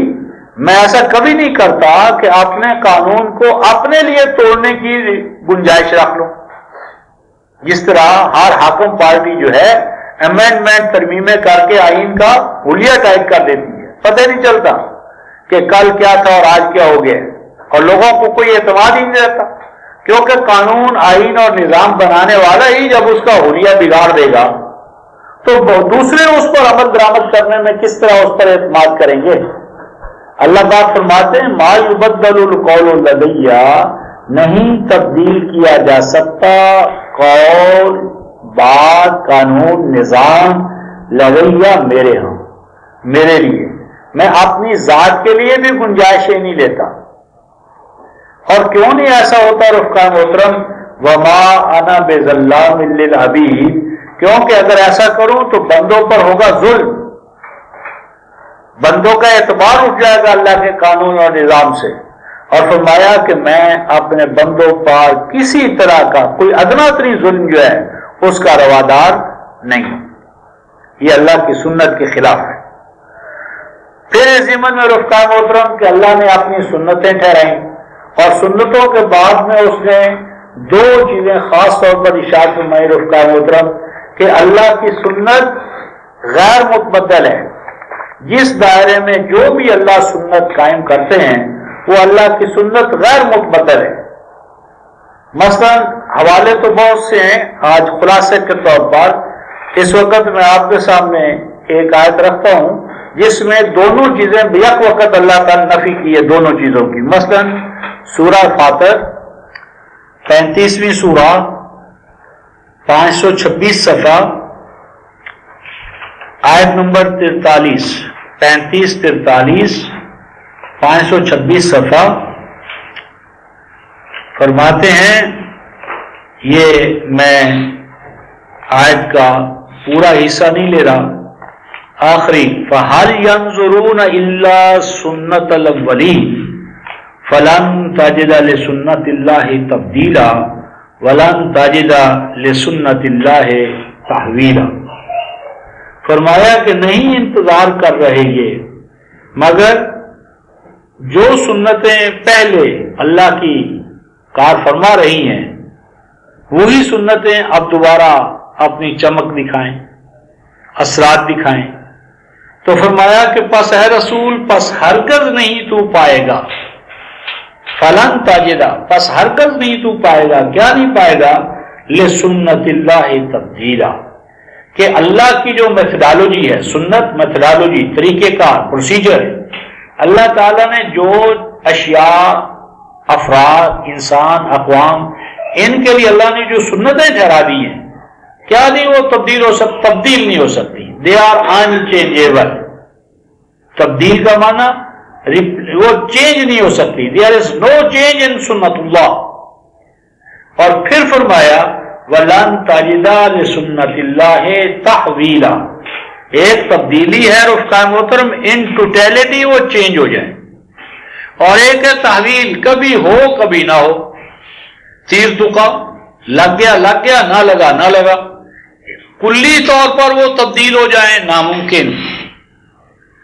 کبھی ہو کبھی نہ ہو تحویل، یہ بھی نہیں ہوگا. نہ تبدیلی ہوگی ان ٹوٹیلٹی، اللہ کی سنتیں نہ مجموعی طور پر تبدیل ہوں گی، نہ ان کے اندر ہنگامی طور پر، یعنی کسی وقت ہو سنت کسی وقت نہ ہو، کسی نبی کے لیے اور ہو، میرے اور آپ کے لیے امت کے لیے اور ہو. آج کے لیے اور ہو، کل کے لیے اور ہو، تحویل ہے یہ، یعنی ان ٹوٹیلٹی تبدیل ہو جائے، تبدیل کبھی ہو کبھی نہ ہو، کسی فرد کے ساتھ ہو کبھی کسی فرد کے ساتھ نہ ہو، یہ تحویل ہے۔ اللہ کی سنتوں میں نہ تبدیلی ہے اور نہ تحویل، دونوں چیزیں اللہ تبارک و تعالیٰ نے اس کی نفی کی ہے۔ اب اس کے بعد رفقائے محترم، اس خلاصے کے بعد انبیاء کے معجزات کی طرف ہم نے آنا ہے۔ اب دو نبی ہیں رفقائے محترم جن کے معجزات سب سے بڑے مانے گئے، سیدنا مسیح علیہ السلام اور سیدنا موسیٰ علیہ السلام۔ سیدنا موسیٰ علیہ السلام کے حوالے سے میں پہلی بات ریکارڈ کروا رہا ہوں، وہ پچھلے دروس میں بھی آ چکی ہے۔ مثلا دیکھیں کہ آپ لاٹھی ڈالتے تھے اور وہ سانپ بن جائے، اور ہاتھ بغل میں دبائیں اور وہ چمکتا ہوا ہاتھ باہر نکلے، اور پھر باقی جو 7 معجزات ہیں۔ رفقائے محترم، اگر یہ فزیکلی موسیٰ علیہ السلام نے یہ سب کچھ دکھایا تو کیا ممکن ہے کہ یہ سب کچھ دیکھ لینے کے بعد موسیٰ علیہ السلام کی نبوت پر، رسالت پر، ان کی کرامت پر اوروں کو تو چھوڑیے، کیا بنی اسرائیل کو بھی ان سب کچھ چیزوں کو دیکھ لینے کے بعد ان کے اندر یقین پیدا نہ ہوا؟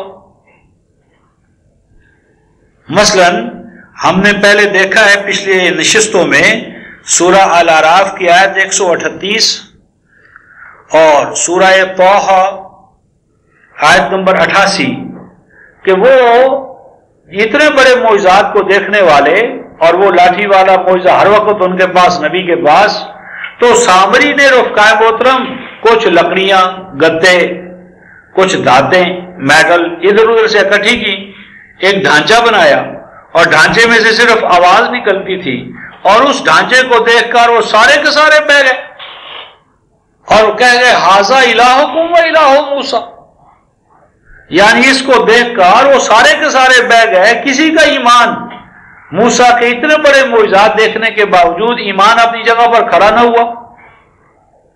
یعنی میری مادہ کہ اتنے بڑے معجزات موسیٰ علیہ السلام کی ذات سے وہ دیکھیں فزیکل، اور یقین کی رمق بھی پیدا نہیں ہوئی ان کے اندر، اور چھوٹا سا ان کے سامنے ایک واقعہ آیا۔ کیا واقعہ آیا کہ یہ جو میں نے گتے اور اس طرح کا ایک ڈھانچہ سا کھڑا کر کے رکھ دیا گیا، آواز نکلتی تھی، جس طرح آج جاپان کے اور کوریا کے اور ہمارے جو کھلونے ہیں وہ تو کہیں ان سے بڑھ کر ہے۔ تو ان کھلونوں میں سے کوئی کھلونا دیکھا اور کہنے ھذا الہکم و الہ موسیٰ، عجیب بات ہے۔ اسی طرح اس ضمن میں ہم رفقائے محترم دیکھتے ہیں کہ سب سے بڑا معجزہ کیا تھا موسیٰ علیہ السلام کے پاس؟ ید بیضاء اور عصا۔ اس ضمن میں رفقائے محترم آپ ذرا سورہ طٰہٰ نکالیں، 20ویں سورہ، آیت نمبر 23، 376 صفحہ۔ پہلے عصا کا آیت نمبر 18 اور 19 میں ذکر ہے، 376 صفحے پر، اور اس کے بعد آیت نمبر 22 میں ہے ید بیضاء، 376 صفحہ۔ یعنی پہلے آیت نمبر 17-18 میں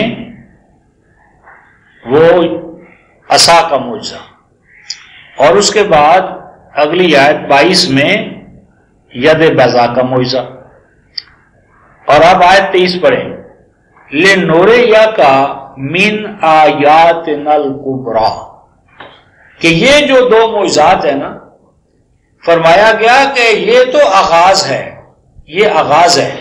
اب کیا ہوگا؟ لِنُرِیَکَ مِنْ آیاتِنَا الْکُبْریٰ، اب ان سے بھی ہم آپ کو بڑے بڑے معجزات دکھائیں گے۔ یعنی یہ جو عصا اور ید بیضاء ہیں یہ چھوٹے ہیں، لِنُرِیَکَ، پس اب ہم دکھائیں گے ان کے بعد آپ کو من آیاتنا الکبریٰ، اپنے بڑے نشان. یعنی ان دونوں کو جو سب سے بڑے ہمارے ذہن میں سب سے بڑا معجزہ کیا ہے؟ عصائے موسیٰ اور ید بیضاء. اللہ پاک فرماتے ہیں یہ تو آیاتنا الکبریٰ کے مقابلے میں گویا صغریٰ ہے. مقابلہ قرآن کر رہا ہے کہ یہ جو آیات ہم نے آپ کو دکھائی ہیں یہ تمہید ہے، یہ تمہید ہے، آغاز ہے. اور اب کیا ہوگا؟ لنریک من آیاتنا الکبریٰ، اب تو ہم آپ کو اس سے بڑے دکھائیں گے. یہ تو چھوٹے ہیں.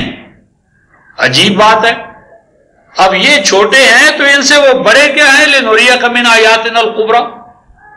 اور اب اسی ضمن میں رفقا محترم 43 سورہ زخرف 43 سورہ آیت نمبر 48 48 یہ 590 ہوگا. 590 قرآن حکیم نے یہ 599 پر ہوگا پہلے.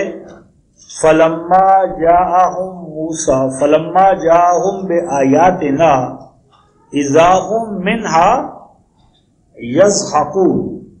غور طلب پوائنٹ یہ ہے، فرماتے ہیں کہ جب موسیٰ ہمارے آیات نشانات لے کر ان کے پاس پہنچے، قوم کے پاس، فرعون حامان اور قارون کے پاس، تو آگے دیکھیے کیا فرمایا گیا رفقا محترم، اذا ہم منہا یضحکون. وہ ان آیات کو دیکھ کر کیا کرتے تھے؟ ہنسی، ٹھٹھا، مخول. یعنی سوال یہ ہے کہ اگر عصا پھینکا اور وہ حقیقتاً سانپ بن گیا، فرعون کے دربار میں بھی سانپ بنا، آگے پیچھے بھی، تو اس کو دیکھ کر انسان حواس باختہ ہوگا یا مذاق اور ٹھٹھا کرے گا؟ کر کے دیکھ لیں کسی جگہ پر آج بھی. یعنی آج بھی اگر آپ کسی جگہ جعلی سانپ پھینک کر دیکھ لیں، مردہ سانپ پھینک کر دیکھ لیں، تو لوگ تو رسی کا سانپ سمجھ کر بھاگتے ہیں، حواس باختہ ہو جاتے ہیں، بیٹھ نہیں سکتے اس میں. اور موسیٰ علیہ السلام حقیقی سانپ کا معجزہ دکھا رہے ہیں، اور قرآن کہتا ہے اذا ہم منہا یضحکون.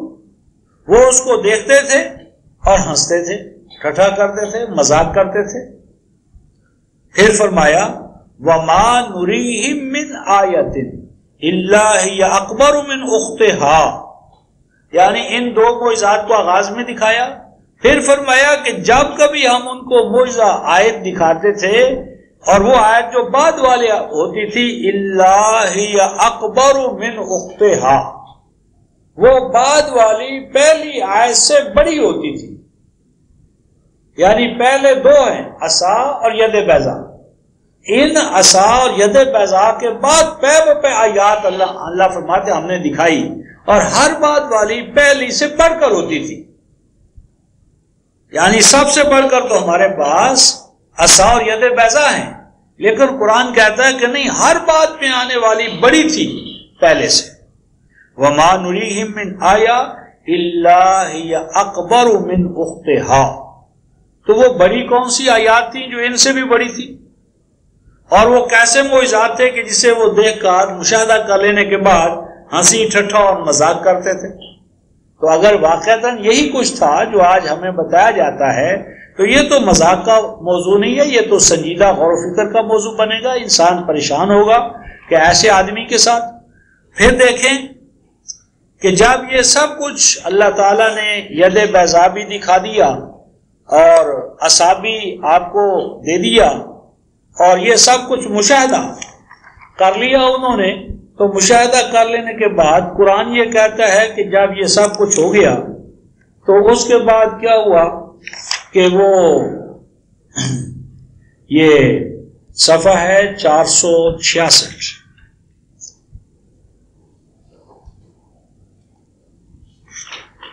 آیت نمبر 32-33، دونوں عرف عام کے جو معجزات ہیں وہ دکھا دیے گئے ہیں، اور دونوں موسیٰ علیہ السلام نے ان کا مشاہدہ کر لیا ہے.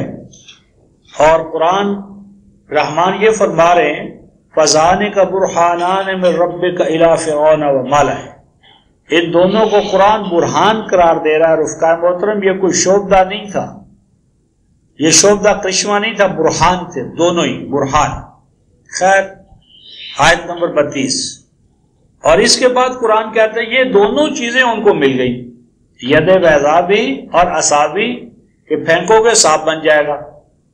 لیکن اس کے باوجود حالت کیا ہے؟ آیت نمبر 33، فرمایا قالا رب انی قتلت منہم نفسا فاخاف ان یقتلون، فرمایا کہ اللہ یہ تو سب کچھ ٹھیک ہے جو آپ نے مجھے دے دیا ہے، لیکن میری تو اپنی نفسیاتی حالت یہ ہے کہ ایک ان کا بندہ مجھ سے قتل ہو چکا ہے، میں ان کی نظر میں قاتل ہوں، میں ان کے پاس جاؤں گا تو مجھے ڈر لگتا ہے کہ کہیں وہ مجھے پکڑ کر قتل نہ کر دیں۔ یعنی سوال یہ پیدا ہوتا ہے کہ جس کے پاس اتنی بڑی معجزانہ قوت آ گئی ہو کہ وہ اس کا مطلب لاٹھی پھینک کے سانپ بن جائے، تو کوئی جلاد اس کے پاس آ سکتا ہے، کوئی اس کو پکڑے گا اور پکڑ کر اس کو یعنی پھانسی پر دے چڑھائے گا یا قتل کرے گا، وہ تو اس کو دیکھ کر ہی اس کا سارا یعنی جلال ہی بھسم ہو جائے گا۔ کیسے ہو سکتا ہے کہ اس کو وہ قتل کرنے تک نوبت پہنچے؟ یعنی میری بات ہے کہ قوم فرعون مذاق کر رہی ہے، اور موسیٰ علیہ السلام ان دونوں کو پا لینے کے بعد کیا کر رہے ہیں؟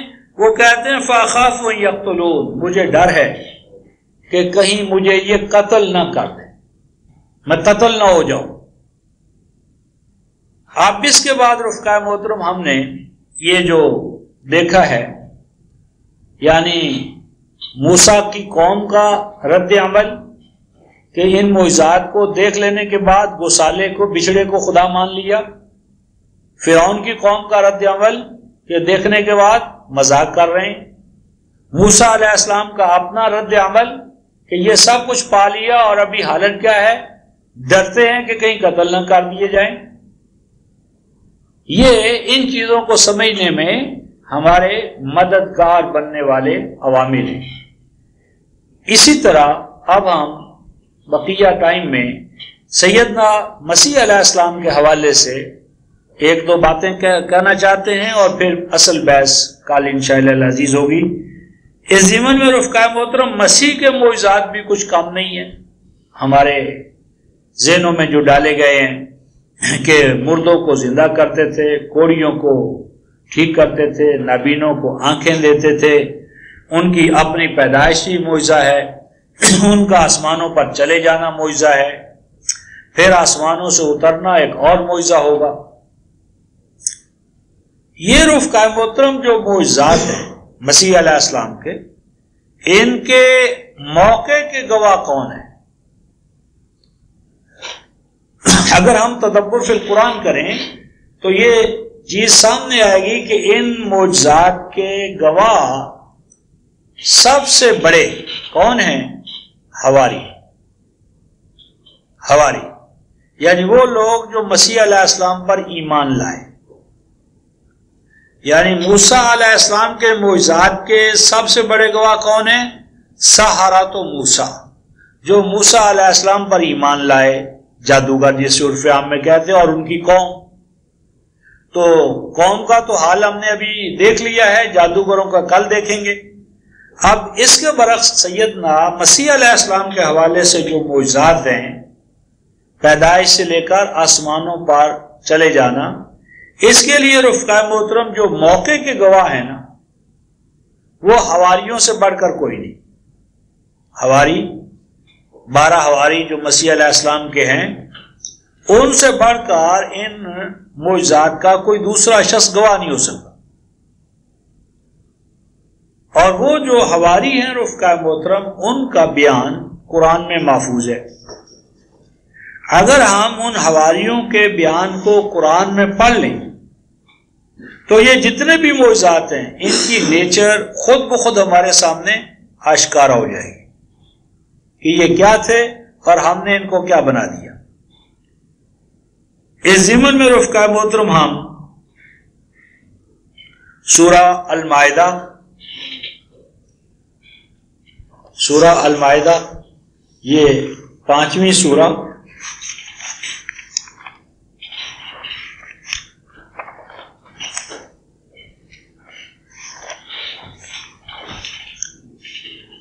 113 آیت 152 صفحہ. حواریوں نے مسیح علیہ السلام کی پیدائش معجزانہ، کیونکہ معجزہ پیدائش کا مسیح خود موجود، ان کی والدہ سیدہ مریم صدیقہ موجود، باقی معجزات بھی وقت پر وہ موجود ہے. ان تمام معجزات کو دیکھ لینے کے باوجود آیت 152 صفحہ مائدہ 5ویں سورہ آیت 112 اور 113 فرمایا جا رہا ہے اذ قال الحواریون. یہ وقت بھی بہت اہمیت کا حامل ہے، اس کی بھی بڑی امپورٹنس ہے. یہ الگ بحث ہے کہ ہمارے ذہن میں پورے قرآن کی امپورٹنس نہیں رہی، اس کی کیا امپورٹنس ہوگی. یہ بہت اہمیت کا حامل ہے یہ بیان جو ابھی آ رہا ہے، اور یہ بیان کن سے متعلق ہے؟ حواریوں سے. حواری جو عیسیٰ ابن مریم پر ایمان لانے میں ہمارے لیے بھی نمونہ ہے. 61 سورہ آیت نمبر 11. یہ حواریان محمد صلی اللہ علیہ وسلم کے لیے، میرے اور آپ کے لیے نمونہ قرار دیے گئے.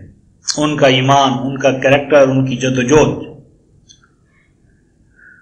اور یہ بات کہ انہوں نے مسیح ابن مریم سے، عیسیٰ ابن مریم سے یوں بھی کہا تھا، یہ کہا تھا هل يستطيع ربك ان ينزل علينا مائدة من السماء، کہ اے عیسیٰ ابن مریم کیا آپ کا رب قادر ہے، طاقت رکھتا ہے اس بات کی کہ وہ نازل کرے، اتارے ہمارے اوپر مائدة من السماء، آسمان سے، بلندیوں سے، اوپر سے ایک دسترخوان، ہمارے اوپر کوئی دسترخوان آئے، اس دسترخوان میں کچھ روٹی ہو، کچھ سالن ہو.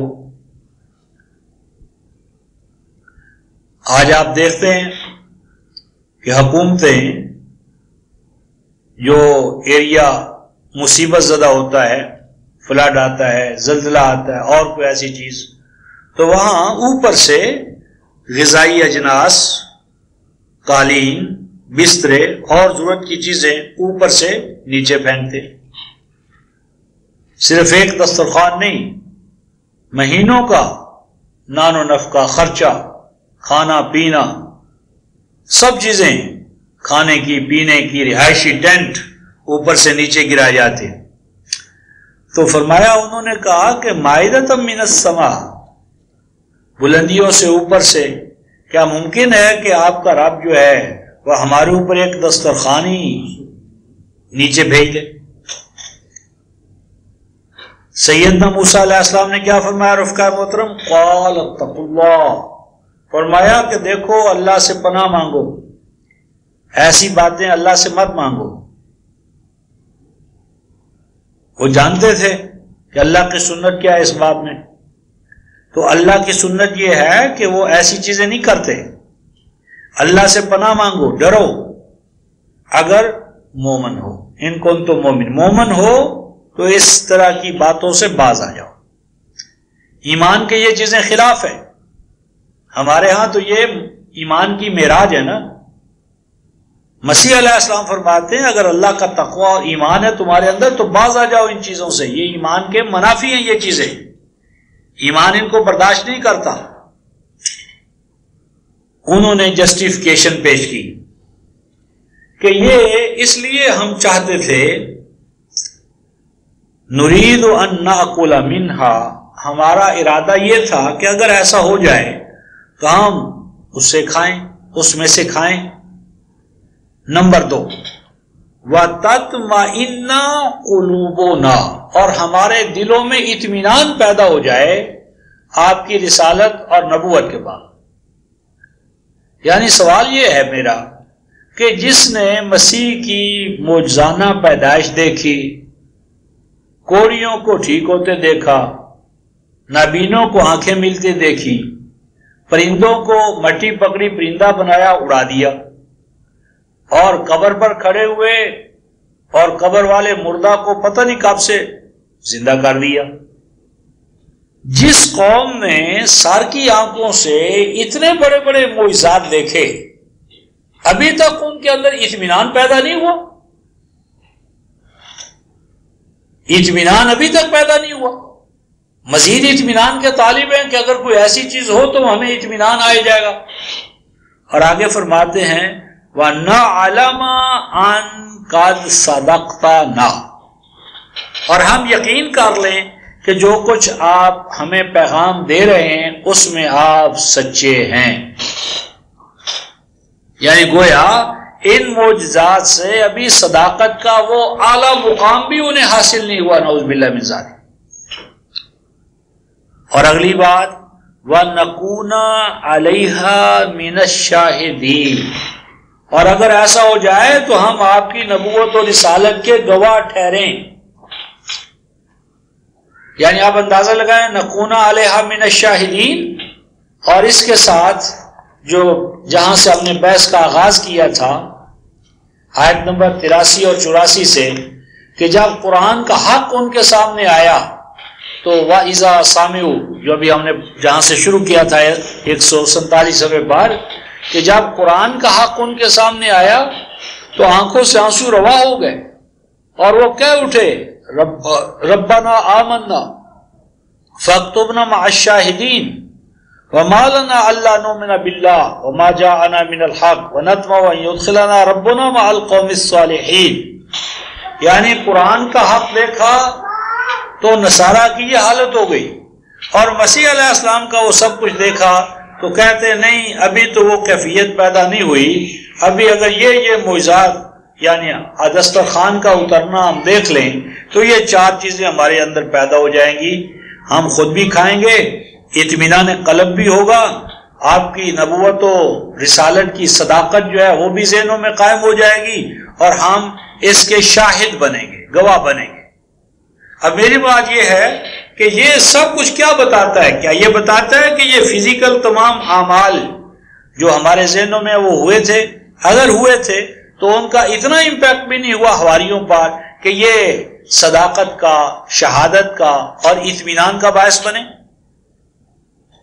تو یہ رفقا محترم آج کا سارا بیان ایک تمہید ہے، اور اس تمہید کے نتیجے میں ہم جو آیات آگے لانا چاہتے ہیں بالخصوص وہ اس وقت میں ان کا آپ کو اشارہ لکھواتا ہوں، کل اس پہ گفتگو کریں گے. ہمارے حوالے سے جو فوری طور پر آیات ہیں وہ سورہ بنی اسرائیل آیت نمبر 101، یہ صفحہ ہوگا 351.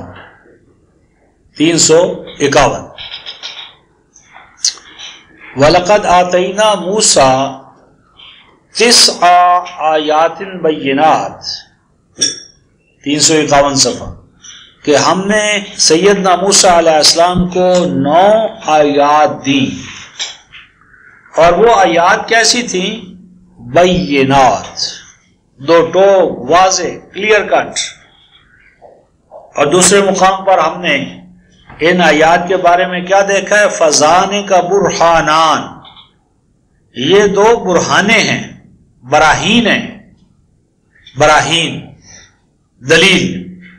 نوٹ کر لیں رفقا محترم، جو اس طرح کا شبہ ہوتا ہے نا فزیکل، وہ جس کے سامنے ہو اس کے لیے دلیل ہوتا ہے اگر ہو، اور بعد والوں کے لیے وہ دلیل نہیں ہوتا، وہ ایک روایت ہوتی ہے، کہانی ہوتی ہے، قصہ ہوتا ہے.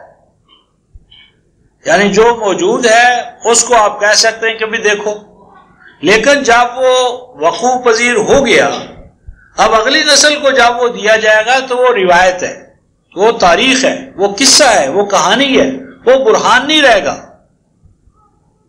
یعنی اللہ تبارک و تعالی محمد رسول اللہ کی نبوت اور رسالت پر حضرت ابوبکر صدیق کو، عمر فاروق کو، حضرت عثمان اور حضرت علی ان کو قائل کرنے کے لیے معجزات دکھائے، اور مجھے اور آپ کو آپ کی رسالت پر ایمان لانے کے لیے معجزات نہ دکھائے، حصی معجزات. عجیب بات ہوگی کہ جن کے لیے محمد رسول اللہ کا چہرہ اور فتوحات ہیں ان کو تو ساتھ معجزات دکھائے. اور جو فتنوں کے دور کے ہم جیسے مسلمان ہیں ہمیں صرف قرآن کی آیتوں پر ڈرخا دیں. ای نمی سزد خدا ہے. یہ اللہ رب العزت کی شان ہے. وہ انسانیت میں اور امت محمدیہ میں اس طرح کا طبقاتی رویہ اختیار نہیں کرے گا. اس کا طریقہ کار ہمیشہ سے ایک رہا ہے اور ایک رہے گا. تو ان 9 آیات کو بینات کہا. پھر فرمایا فَاسْأَلْ بَنِي إِسْرَائِيلَ إِذْ جَاءَهُمْ فَقَالَ لَهُمْ فِرْعَوْنُ إِنِّي لَأَظُنُّكَ يَا مُوسَىٰ مَسْحُورًا. جب موسیٰ علیہ السلام نے یہ تمام چیزیں فرعون کے سامنے پیش کی تو فرعون نے آگے سے یہ جواب دیا کہ اے موسیٰ میرا تو تیرے بارے میں گمان یہ ہے. کیا گمان ہے رفقائے محترم؟ مسحورا، کہ تجھ پر تو کسی نے جادو کر دیا ہے، تو جادو زدہ ہے. یعنی فرعون کا موسیٰ علیہ السلام کے بارے میں یہ تھا کہ یہ جادو زدگی ہے. اب موسیٰ علیہ السلام جواب دیتے. قالا، موسیٰ علیہ السلام نے جواب دیا لقد علمت ما انزل هؤلاء الا رب السماوات والارض بصائر. فرمایا کہ اللہ تعالیٰ کے رسول نے موسیٰ علیہ السلام نے کہا ہے فرعون تو اس بات کو اچھی طرح جانتا ہے کہ نہیں نازل کیا ان کو مگر رب السماوات والارض نے. اور آگے کیا فرمایا رفقائے محترم؟ بصائر. یہ تو بصیرت کی چیزیں ہیں. یعنی قرآن حکیم ان تمام چیزوں کو بصائر کہہ رہا ہے، بصائر. اور کل ہم دیکھیں گے کہ قرآن بصائر کن کو کہتا ہے، کیا حصی معجزات کو یا اپنی آیات کو، آرگومنٹس کو، دلائل کو. اور وہ آج بھی بصائر موجود ہے. جو انبیاء کو بصائر الگ الگ ملے قرآن کی شکل میں، وہ بصائر تمام انبیاء کو جو الگ الگ ملے گئے تھے وہ ہمیں یکجا مل گئے اور ہمارے پاس وہ محفوظ اور موجود ہے. بینۃ ما فی الصحف الاولی. تو اسی طرح یہاں بھی 9 آیات ہے. کل اس پر گفتگو کریں گے. اور دوسرا حوالہ جو اس ضمن میں دیکھنا درکار ہے وہ ہے سورہ الاعراف. سورہ الاعراف، سورہ الاعراف میں یہ 199 صفحہ غالباً.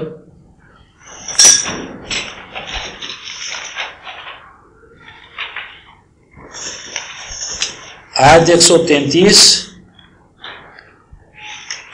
یہ 200 صفحہ ہے، 200 صفحہ. فَأَرْسَلْنَا عَلَيْهِمُ الطُّوفَانَ وَالْجَرَادَ وَالْقُمَّلَ وَالضَّفَادِعَ وَالدَّمَ آیاتٍ بَیِّنَاتٍ. یہ طوفان، جراد، کمبل، ضفادع، دم، یہ 1 2 3 4 5 اور ان کے ساتھ 2 وہ داخل کریں، ید بیضا اور عصا. کتنے بنے؟ 7. اور پیچھے 130 آیت میں وَلَقَدْ أَخَذْنَا آلَ فِرْعَوْنَ بِالسِّنِينَ وَنَقْصٍ مِّنَ الثَّمَرَاتِ. یہ 2 اور چیزیں ہیں. ایک سنین، یہ کل دیکھیں گے، اور نقص من الثمرات، یہ 9 چیزیں بنی. اور اس میں ایک اور مقام دیکھیں سورہ النمل، 27ویں سورہ، سورہ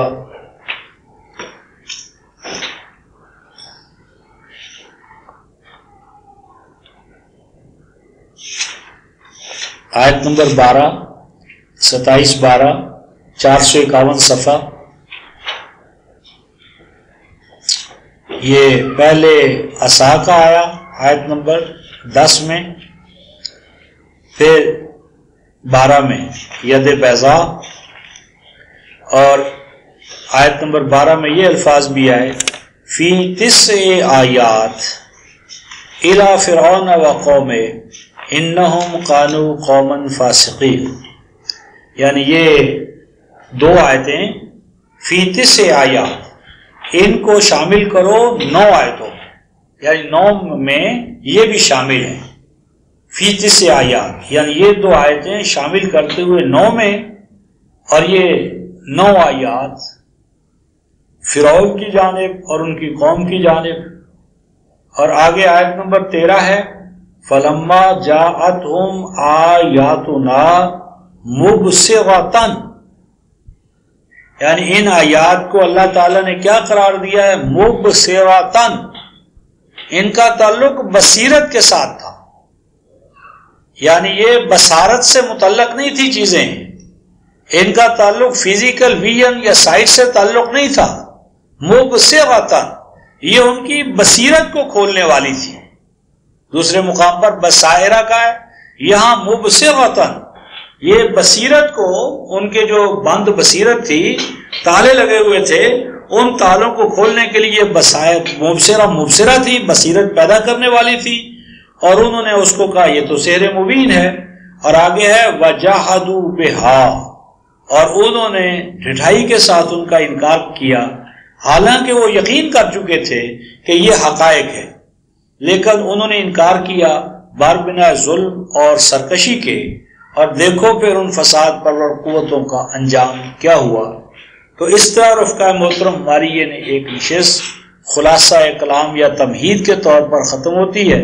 کل انشاءاللہ العزیز پہلے ہم 9 آیات اس کو کھولیں گے، اور وقت ہوا تو پھر کچھ گفتگو مسیح علیہ السلام کے حوالے سے کریں گے، ورنہ 9 آیات کھل گئی تو اس کے ساتھ مل کر وہ اپنی ذات میں ایک وحدت قائم ہو جائے گی، پھر آگے چلتے رہیں گے۔ آخر دعوانا ان الحمدللہ رب العالمین۔